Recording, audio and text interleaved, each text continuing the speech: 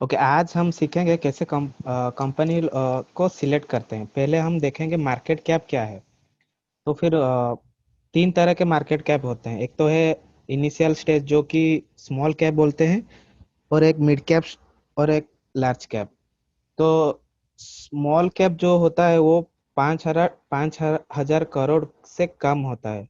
मतलब market cap उसका 5,000 करोड़ होता है। और मिड कैप जो होता है वो 5,000 से 20,000 करोड़ तक होता है। और लार्ज कैप जो होता है वो 20,000 से ज्यादा होता है। तो फिर रिलायंस देखते हैं।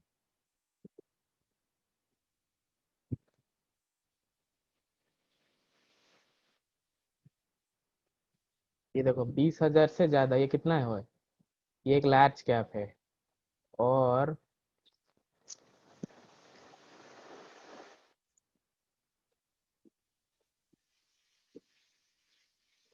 ये भी एक लार्ज कैप है। देखो, 26,313। बस, ये सब लार्ज लार्ज कैप के स्टॉक्स हैं। इसी तरह से हम लार्ज कैप, मिड कैप और स्मॉल कैप को डिफाइन कर सकते हैं। और और उस पर नेक्स्ट स्टेप है ईपीएस। ईपीएस मतलब होता है अर्निंग पर शेयर। मतलब एक कंपनी अगर एक साल में कितना प्रॉफिट कर रहा है, और डिवाइडेड बाय उसका शेयर, मतलब एक डिवाइडेड बाय शेयर, मतलब ये जो शेयर है कितना लिस्टेड है। जो शेयर 140 है अभी मार्केट में, इसका इस कंपनी का शेयर 140 लिस्टेड है, और उसका प्रॉफिट ये ये डिवाइड करने से ये आता है ईपीएस। ये जितना ज्यादा रहेगा वो कंपनी उतना अच्छा है। ये 13 है, मतलब कम से कम 10 से तो ज्यादा होना चाहिए। जैसे कि हम बताता हूँ, HUL।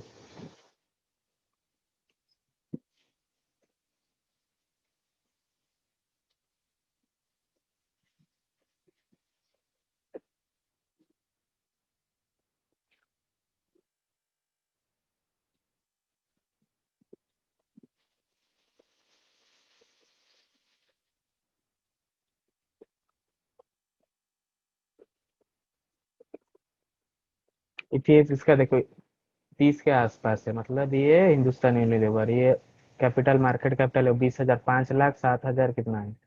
मतलब ये सब सेफ है, रिस्की नहीं है। ये धीरे धीरे जाएगा, मतलब धीरे धीरे जाएगा, बट रेगुलरली ये पैसा देगा। ये 30 है इस पीएसएस का। देन ये आता है पीई। पीई मतलब प्राइस टू अर्निंग रेशियो। ये जितना कम होगा उतना अच्छा। अब ये 73 है, मतलब ये कंपनी बहुत ज्यादा महंगा है। हमको कंपनी को डिस्काउंट में खरीद कर महंगे में बेचना होगा। या इस टाइम पे आप हमको हिंदुस्तान यूनिलीवर बेचने बेचने के लिए सोचना चाहिए। अगर पी मतलब प्राइस टू अर्निंग, प्राइस कितना है, मतलब price divided by earning. Price उसका है अभी 2,160, डिवाइडेड बाय प्रॉफिट, ये प्रॉफिट बिफोर टैक्स। तो फिर निकलेगा ये पीई रेशियो। इससे हमें पता चलता है कि कंपनी ज्यादा महंगा है या कि सस्ता है। 73 मतलब ये बहुत महंगा है, अभी इसको हाथ नहीं लगाना। इससे की और देखते हैं।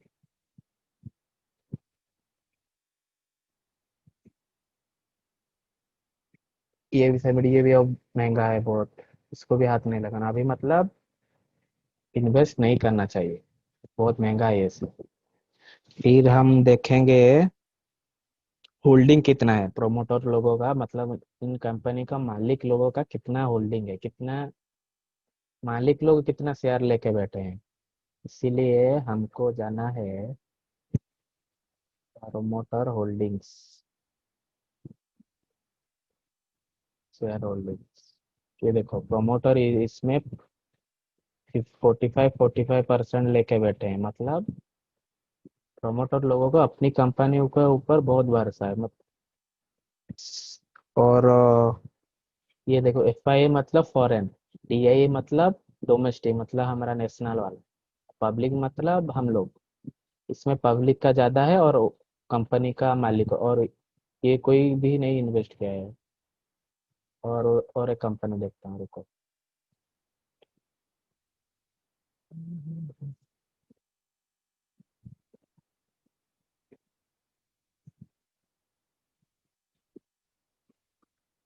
ये देखो प्रोमोटर उनका 1, 8, 13, 19, ये सब उसका प्रमोशन, मतलब ये इतना परसेंट इस कंपनी का मालिक ने पकड़ा है, समझे? मतलब ये मालिक भी अपने कंपनी को भरोसा नहीं कर पा रहा है कि पकड़े या नहीं, रखे या नहीं अपने पास, तो क्या इन्वेस्ट करेंगे यहाँ पर। इसलिए ये प्रोमोटर होल्डिंग हर वक्त 30 से ज्यादा होना चाहिए इस, हर वक्त। तो फिर नेक्स्ट देखेंगे शेयर कैपिटल।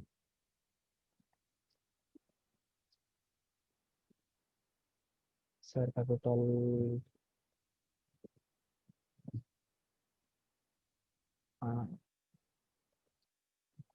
ये जो है शेयर कैपिटल, मतलब इस कंपनी का 420 शेयर अभी लिस्ट 2016 में लिस्टेड था, फिर से बढ़ा 456, फिर 460, 475, 2000, मतलब ये जो मालिक है अभी इस कंपनी के, ये लोग सब हमको चिपका रहे हैं इसका शेयर, इस यस बैंक का शेयर अब, मैंने अब पब्लिक को चिपका रहे हैं इसीलिए ये हर वक्त अच्छे अच्छे कंपनी में ये एक सेम होना चाहिए हर साल, मतलब पास्ट 5 साल में एक ही नंबर होना चाहिए। अभी मुझे दिखाता हूँ आपको।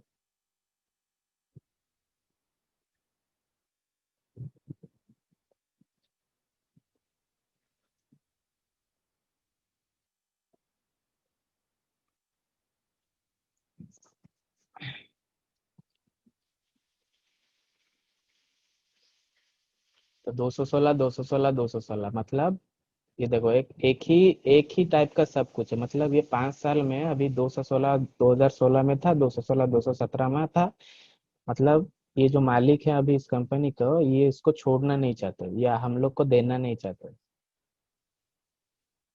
देना क्यों नहीं चाहते, अच्छी कंपनी है इसीलिए हमको देना नहीं चाहते, वो खुद रखना चाहते हैं। वो कंपनी बुरी थी इसीलिए वो, ये मालिक लोग हमको चिपका रहे थे ये सब, इसलिए ये इसको भी देखना जरूरी है। कैपिटल कितना शेयर है वो, एक ही नंबर है कि नहीं, या फिर आसपास है कि नहीं, एक तो 216, 215 ये भी होने से चलेगा, मगर 216, 200, 120, 110, ये सब अगर बढ़ते रहा होगा तो गड़बड़ है कुछ कंपनी में। तो फिर डेब्ट, डेब्ट मतलब उधारी, उधारी है कितना उधारी है इस कंपनी में, वो भी देखना जरूरी। डेब्ट कहाँ पर देखे, रुको। डेब्ट इस कंपनी में बिल्कुल नहीं है, डेब्ट फ्री कंपनी है एक, और एक देखा था।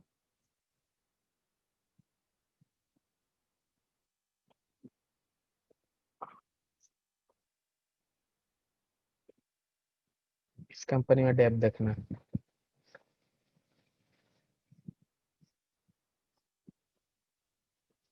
इसमें डेब्ट दिखाई नहीं दे रहा है।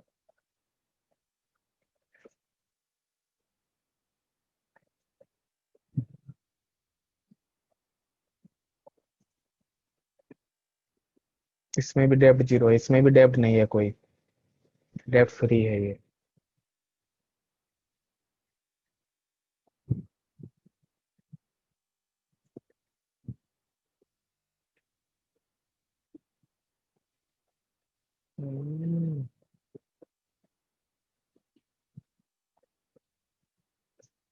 डेब्ट वाला कंपनी,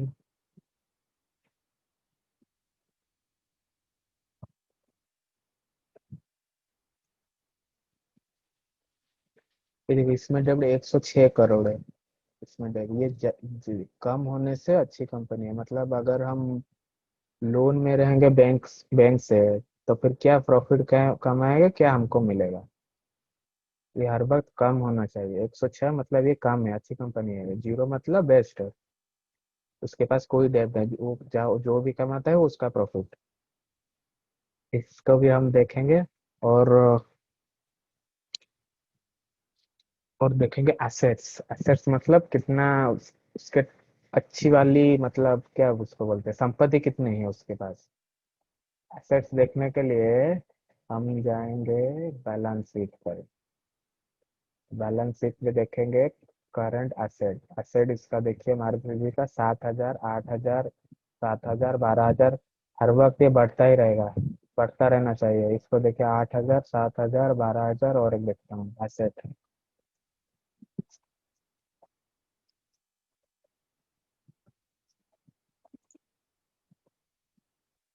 इस कंपनी का एसेट देखना लगभग लगभग जीरो हो गया होगा।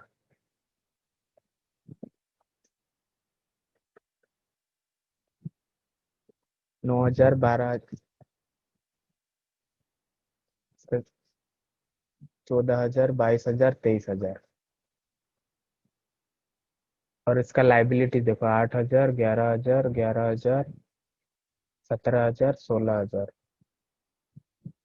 मीन्स लाइबिलिटीज मीन्स उसके पास कितना कितना उधारी है, और डेप्ट है, और बोरोइंग है कितना कितना, वो सब मिला के होता है लाइबिलिटीज। एसेट मतलब उसके पास कितना इन्वेस्टमेंट है, कितना कैश रिजर्व है, इसको मतलब एसेट होना चाहिए। हर वक्त लाइबिलिटी एसेट से कम होना चाहिए। अगर ये ज्यादा है, ये कम है, या फिर मतलब 2 गुना के आसपास होना चाहिए, इसीलिए वही बेहतर कंपनी है। अगर ये देखो इधर है लाइबिलिटी 11 और एसेट 12, इधर 11, इधर 14, इधर 17, इसके आसपास है, इसका डबल होना चाहिए एसेट। इस जो कंपनी के पास एसेट डबल होगा लाइबिलिटी से, वही अच्छी कंपनी बनी मानी जाती है। और ये जो देखते हो टोटल रिजर्व, रिजर्व मतलब कितना कैश बैंक में है अभी इनके पास, अगर कोई इमरजेंसी आ जाए तो फिर ये कैसे निकले, क्या करे, किस पैसे से, इस पैसे से निकल सकते हैं, ये सब पैसे से। ये हर वक्त मैंने मतलब इंक्रीजिंग होना चाहिए हर साल, साल दर साल ये सब बढ़ना जरूरी है। देन आता है, हम देखेंगे प्रॉफिट एंड लॉस। कितना प्रॉफिट कमा रहा है, कितना लॉस कमा रहा है। प्रॉफिट कमाएगी तो हमको कुछ देगी ना, नहीं कमाएगी तो हमको क्या देगी।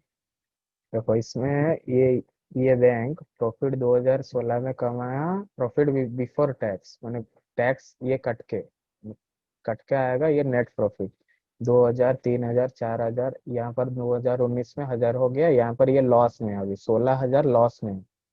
ये 16,000 लॉस रिकवर करेगा या हमको कुछ देगा। और ये अच्छी कंपनी दिखाता हूँ, रुको। ये तो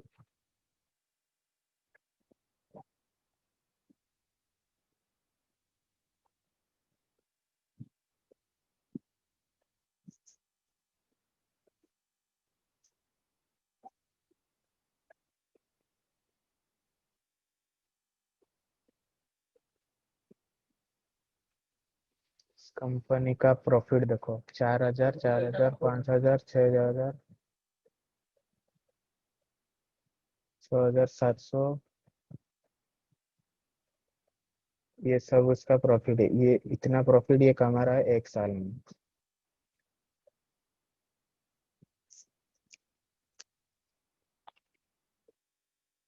देखेंगे, रेशियो एनालिसिस करेंगे।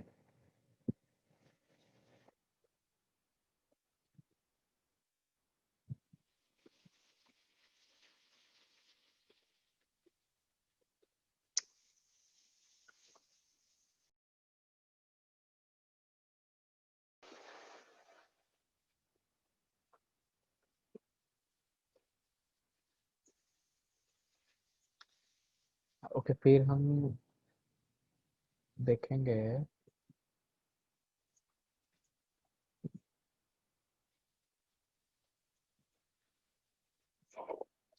फिर हम देखेंगे अगर इनकम किसका कितना है। पहले लेते हैं अच्छा शेयर, रिलायंस का एक शेयर लेते हैं। तो देखिए अगर इनकम है इसका, क्वार्टरली ले चलिए, 3, 4, 3, 4, 4। और ये और ये क्वार्टरली ईयरली ले जाइए। इसका अगर इनकम है 11, 15, 12, 15, 15, ये अदर इनकम कम इस बिजनेस के अलावा ये क्या क्या सब किससे और दूसरा बिजनेस से कितना पैसा आता है ये मीन्स अगर अदर अदर इनकम प्रॉफिट से मतलब नेट प्रॉफिट से ज्यादा है मीन्स कंपनी में कुछ गड़बड़ है। हमको क्या करना, हमको हम कंपनी को बिजनेस में इन्वेस्ट करना कि उसके दूसरे बिजनेस। अगर कंपनी अपने बिजनेस बिजनेस से कम और दूसरे बिजनेस से ज्यादा कमा रहे मतलब कुछ तो गड़बड़ है। इसलिए थोड़ा देख के हमको उसको इन्वेस्ट एनालिसिस करना पड़ेगा। देन आता है हमको देखना होगा PAT margin. PAT margin means कितना प्रॉफिट कंपनी कमा रही है। प्रॉफिट मतलब बोलने से हमको पता मतलब एक प्रोडक्ट में उसका कितना प्रॉफिट मार्जिन है उससे पता लगता है पैट मार्जिन। इसका प्रॉफिट मार्जिन एक से ऊपर है। जिस कंपनी का प्रॉफिट मार्जिन एक से ऊपर होता है मतलब ये रेसिप्ट होता है वो अच्छी कंपनी मानी जाती है। देन हमको आता है डेब्ट टू इक्विटी रेशियो मतलब कंपनी एक शेयर से कितना पैसा डेब्ट देती है और कितना पैसा कमाती है। डेब्ट इसका रिलायंस का अभी अभी ये डेब्ट फ्री हुआ है अगर इसीलिए इसका अभी जीरो दिखा रहा है मतलब उसके पास डेब्ट ही नहीं है तो क्या देगा अभी डेब्ट को सहना का नहीं है। अभी देखेंगे यस बैंक एक मतलब खराब से ही खराब सर इसको देखो अ, इसका डेब्ट दिखाई का इसका डेप्थ ही शो नहीं कर रहा है। छोड़ो इसका ईपीएस देखो अभी -9 का। ईपीएस मतलब अगर आप इसमें इन्वेस्ट करेंगे ये प्लस में आएगा तभी कुछ आपको मिलेगा। ये माइनस में आपको मतलब आंख बंद करके पता चल जाएगी ये माइनस आपका पैसा डूबेगा ही डूबेगा। समझे। देन देखिए अपना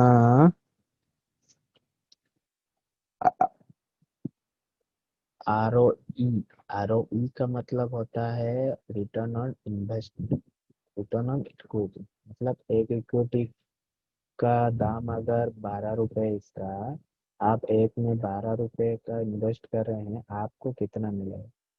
आपको मिलेगा -67। ये प्लस में जाएगा फिर आपको कुछ मिलेगा मतलब अगर हम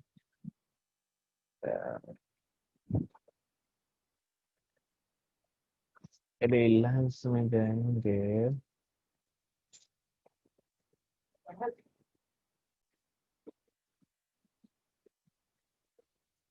और हम रिलायंस में जाएंगे ये अभी 2% मतलब आपको साल में 2% का रिटर्न मिलना ही मिलना। इसी तरह हम कुछ एनालिसिस देख कर आप अपना एनालिसिस कर सकते हैं।